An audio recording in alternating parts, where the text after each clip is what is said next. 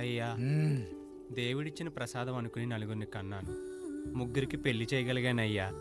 ఈ ఊరు ఏమిచ్చినా మీరు తీసుకుంటారు కదయ్యా. ఇది మిగిలిపోయింది. తమరే ఏదో ఒకటి చెయ్యండి అయ్యా. అయ్యా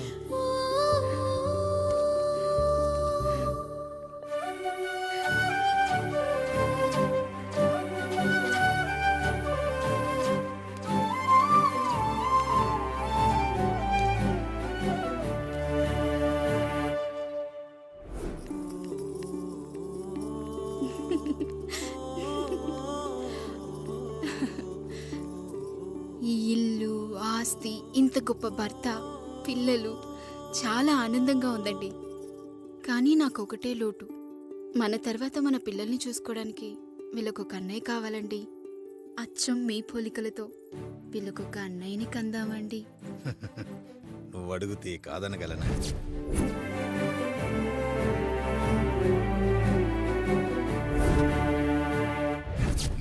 నానా రాయుడెక్కడా? ఇప్పుడే వస్తున్నాను నాన్న.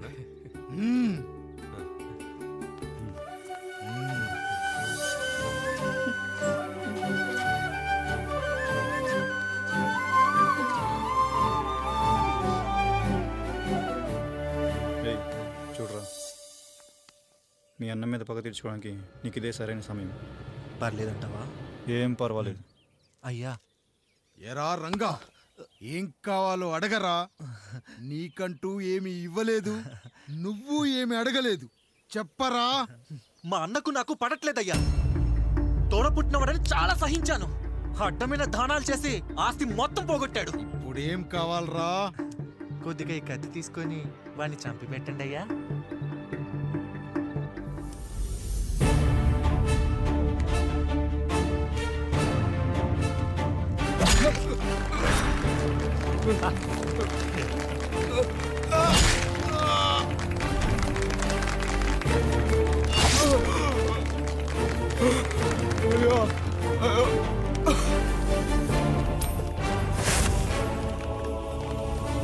నాయుడు, అన్యాయంగా మా నాన్నని చంపేశావు.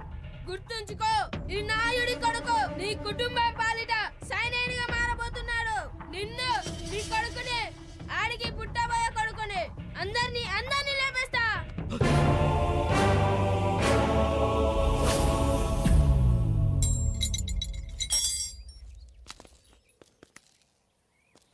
ఏం జరిగింది? మీరు హత్య చేసినట్టు ఇప్పుడే సమాచారం అందింది. తగిన సాక్ష్యాధారాలు పరిశీలించిన పిమ్మట మీకు యావజ్జీవ కారాగార శిక్ష, 2000 రూపాయల జరిమానా విధిస్తూ అరెస్ట్ చేస్తున్నాను. అయ్యగారు నా కోసం చేసిన త్యాగాన్ని హత్య అంటుందా మీ చట్టం? ఇదెక్కడ న్యాయం? మనిషికి ఇచ్చిన మాట నిలబెట్టుకుంటే అరెస్ట్ చేస్తారా? ఏ దేశంలో ఉంది చట్టం? నన్ను ఏం చేయమంటారు రాయుడు గారు?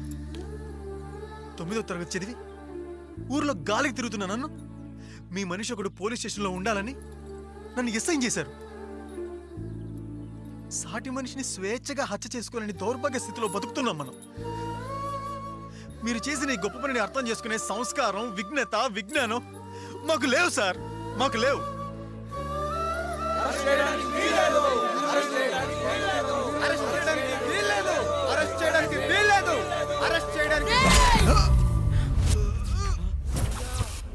నాయుడు గారు,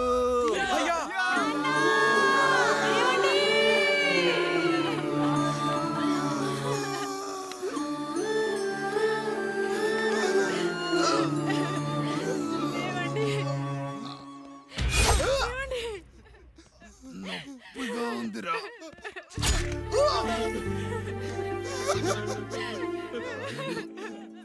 సుధా, నేను లేకుండా ఎలా ఉండగలను? పర్వాలేదండి, బిడ్డలతో నేను ఉండిపోతాను. అయ్యో, ఈ పాడు సమాజం నిన్ను మనశ్శాంతిగా బతకనివ్వదు. ఇంతమంది పిల్లల్ని చూసుకుంటూ భర్త లేకుండా ఎలా బతకగలం?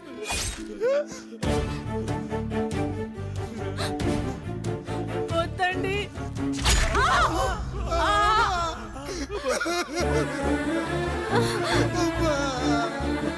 రాయుడు, బిడ్డలు జాగ్రత్త. ఈ రోజు నుంచి వీళ్ళంతా నీ తమ్ముళ్ళు, చెల్లెళ్ళు కాదు, నీ బిడ్డలు.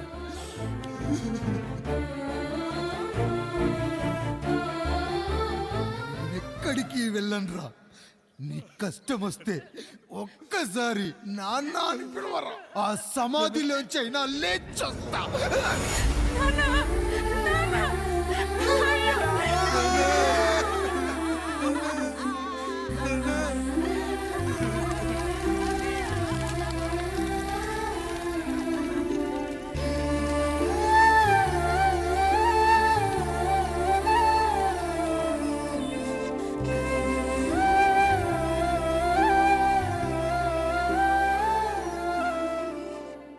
ఇందు మూలంగా 50 మందికి తెలియజేయనిదేమనగా ఊరికి కొత్తగా వచ్చిన యాండ్రాయిడ్ తన తండ్రి పెదరాయుడు అని ఆస్తిలో వాటా పంచమని రచ్చబండిని ఆశ్రయించడం వలన గ్రామ పెద్దలందరూ రేపు 11 గంటలకు రాయుడు గారి ఇంటికి రావాల్సిందిగా కోరుచున్నాము.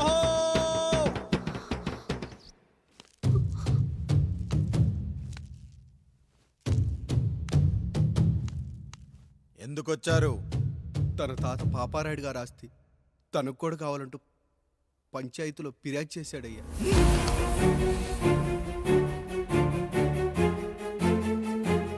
మస్తా గారు, ఆ దస్తావేజులు ఇవ్వండి. అయ్యా, మరి మా సంగతి ఏంటి? అడగరేంటి? అవునన్నయ్య.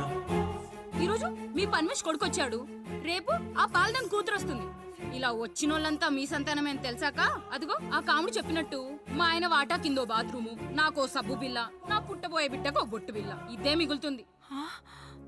అయినా ఊరి జనాభా కన్నా అన్నయ్య పిల్లల సంఖ్య ఎక్కువైపోతుంది. వాళ్ళందరూ ఇంటి మీదకి వచ్చే లోపు మా ఆస్తి మాకు ఇచ్చేస్తే మా బతుకులు మేము బతికేస్తాంగా. అవునన్నయ్య, మా ఆస్తి మాకు కావాలంతే. ఎవరిని పట్టుకుని ఏం మాట్లాడుతున్నారయ్యా? గా ఉన్నప్పటి నుంచి ఆయన మిమ్మల్ని సాగుతూ ఉన్నారు. ఈరోజు పెరిగి పండయ్యాక మా దారి మేము చూసుకుంటాం అనడం న్యాయం కాదయ్యా, న్యాయం కాదు. ఏ ఆయన నీకో కొడుకునిచ్చాడా? వాడి పేరేంటి? ఐఫోనా? ఎరా, ఆస్తి కావాలా? 4 బ్రష్లతో తోముకుంటే ఎక్కడ విడిపోతామో అని నా బ్రష్ టూత్ పేస్ట్ నీకు త్యాగం చేసినప్పుడు అప్పుడు అడగాల్సిందిరా. అన్నయ్య ఆస్తి కావాలి అని. ఎరా, నేను వాడిపారేసిన లంగోటాలు మార్చి మార్చి చొక్కాలు చేతిగుడ్డలుగా వాడారే, అప్పుడు అడగాల్సిందిరా అన్నయ్య ఆస్తి పంచు అని. రేయ్, నువ్వు 6 నెలల పసికందుగా ఉన్నప్పుడు పాల కోసం ఏడుస్తుంటే నిన్ను తీసుకెళ్లి పసుల దొడ్లో కట్టేశానే, అప్పుడు అడగాల్సిందిరా అన్నయ్య నాకు ఆస్తి కావాలి అని. రేయ్, మా తండ్రి గారు పాపారాయుడు పోలికలు నాకు, నా పోలికలు ఆండ్రాయిడ్కి. అసలు మా కుటుంబంలో ఏ పోలికలు లేని మీకు ఎందుకు ఇవ్వాలరా ఆస్తి? ఆస్తి లేదు, గీస్తి లేదు. Get out, get out, get out, get out, get out, get out అని నేను అనొచ్చు, కానీ అనగలనట్రా? అనలేను. ఎందుకంటే మీరంతా నా తమ్ముళ్ళు, నా చెల్లెళ్ళు. రక్తం తాగిన దోమ కూడా వెళ్ళేటప్పుడు కృతజ్ఞతగా ఏ మలేరియానో టైఫాయిడో వదిలి వెళ్తుంది. కానీ రక్తం పంచుకొని పుట్టిన మీరు ఈ అన్నయ్య కోసం ఆస్తి కూడా వదల్లేకపోతున్నారు కదరా. గుమస్తా గారు, నా యావదాస్తి నా తమ్ముళ్లకు, చెల్లెళ్లకు వాళ్ళ పేర్ల మీద రాయండి. నాకు చిల్లి గవ్వ కూడా అక్కర్లేదు. ఇక ఈ ఇంటికి నాకు ఎటువంటి సంబంధం లేదు. లక్ష్మి, సావిత్రి, మీ చీరలు విప్పేయండి. ఇక్కడికి వచ్చేటప్పుడు ఏ చీరలు కట్టుకున్నారో వెళ్ళేటప్పుడు కూడా అదే చీరలు కట్టుకోండి. వెళ్ళిపోదాం. దస్తావేజులు తీసుకురండి.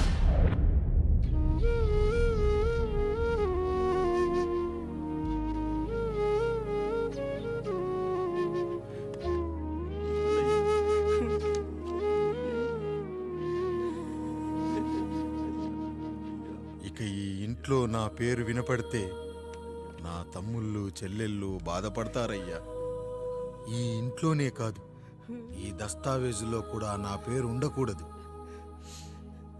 నేను ఇక్కడ సంతకం పెట్టి వీళ్ళ మనసు నొప్పించలేను. అయ్యా, మొత్తం వదిలేసి మీరెలా బతుకుతారయ్యా? ఎండకు నీడలా, వర్షానికి గొడుగులా నన్ను ఇన్నాళ్ళు కాపాడింది. కష్టాల్లో, సుఖాల్లో నాకు తోడుగా నిలిచింది. నా నిజమైన ఆస్తిని, కుటుంబ గౌరవాన్ని కాపాడింది. ఇదేరా నా ఆస్తి అంతస్తు. ఇదే మా నాన్నగారిచ్చిన లంగోట. బంగారం లాంటి తమ్ముళ్ళే లేనప్పుడు నాకు మాత్రం ఈ బట్టలెందుకురా? వెతికిన దొరకదే రూపం, అరి పిలిచిన పలకదే ప్రాణం. వెతికా నువ్వు నడిచిన దారుల్లో, బ్రతికే నువ్వు విడిచిన శ్వాసల్లో. హో నీడనడిగా గాలినడిగా ఎక్కడని నా ప్రాణం. ఏరునడిగా ఊరునడిగా ఎందుకని మౌనం. బాధనను విడువనని తడిమినది వెంటపడి.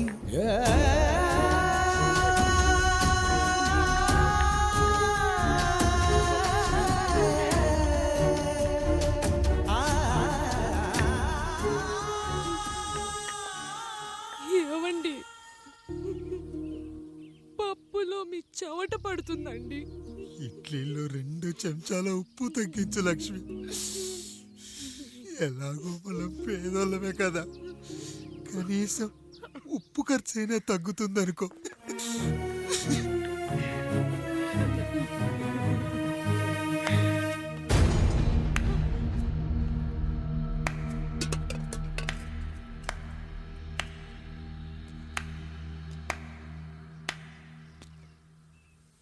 పప్పు రుబ్బుతున్నావా పెదరాయుడు?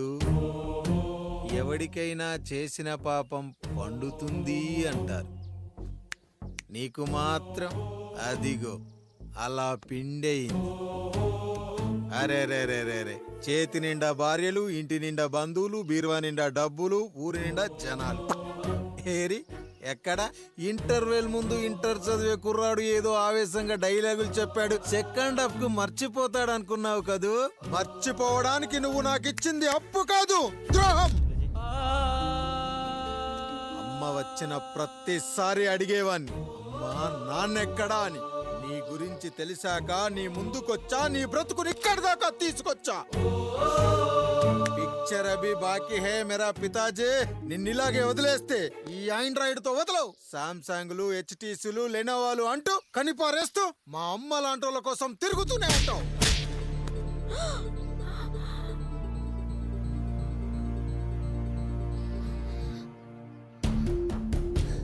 అమ్మా అమ్మా, ఛీ, నన్నలా పిలవకురా. ఎవరిని పట్టుకొని ఎన్ని మాటలు అంటున్నావురా? రాయికి వరమిచ్చిన రాముడు దేవుడైతే, ద్రౌపదికి చీరిచ్చిన కృష్ణుడు దేవుడైతే, నాకు బిడ్డనిచ్చిన ఆయన కూడా దేవుడేరా. ఏంటి, ఇలానే వదిలేస్తే బిడ్డల్ని కంటూ వెళ్తాడా? అసలు ఆయన కంటూ సొంతంగా ఒక్క బిడ్డ కూడా లేడు.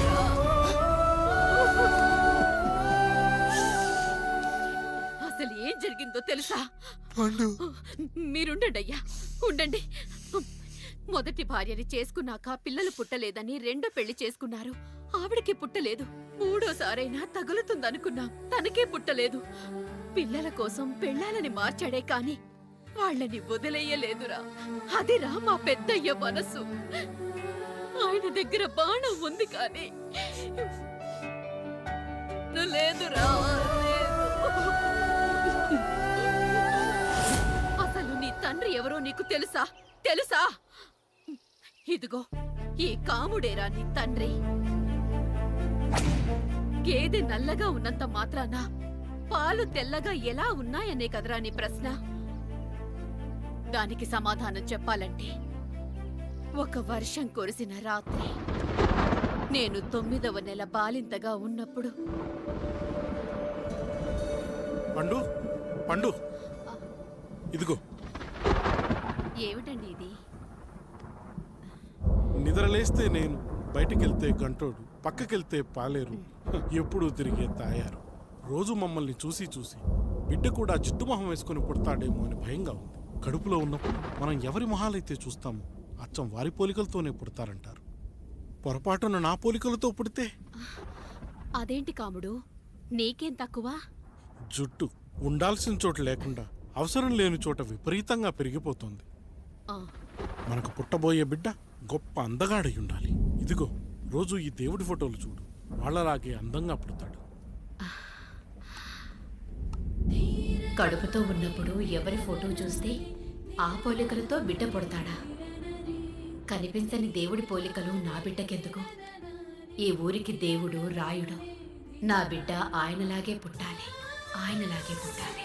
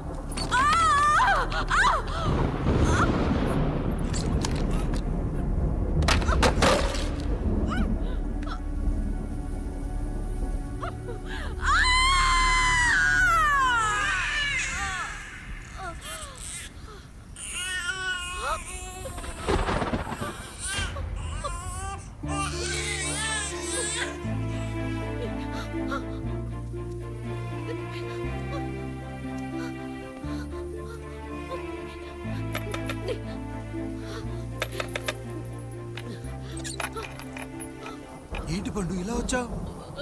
అయ్యా, తప్పు జరిగిపోయింది పెద్దయ్య. ఏం జరిగింది? అసలే నువ్వు ఒట్టి మనిషి కూడా కాదు. ఒక్కసారి ఇటు చూడండి అయ్యా.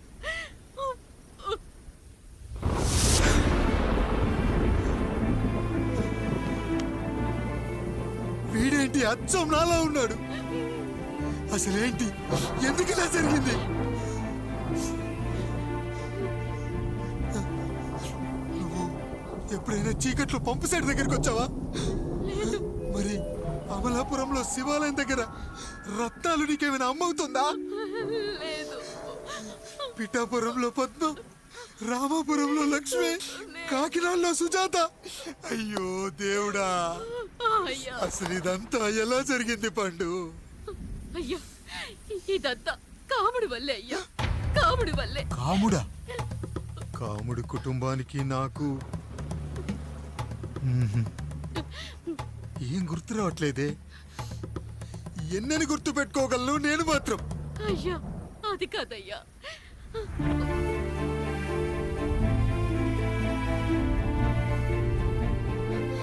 అలా రోజు మీ ఫోటో చూసి చూసి అచ్చం మీలాగే పుట్టాడు. అయ్యో, నా పోలికతో బిడ్డ కావాలనుకోవడం ఏంటి పండు?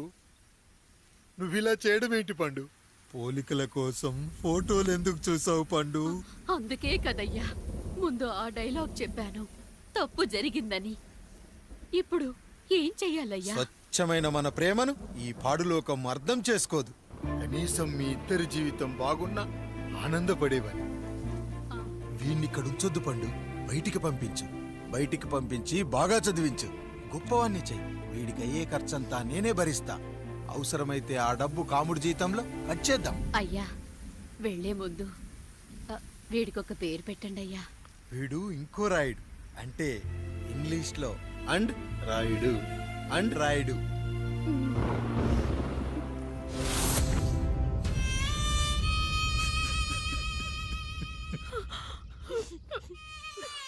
ఇదిరా నీ కథ, నా గతం. నిన్ను చదివించడం కోసం ఆయన మీ నాన్న జీతంలోంచి నెలకి 3000, 4000 కోసేసిచ్చేవారు.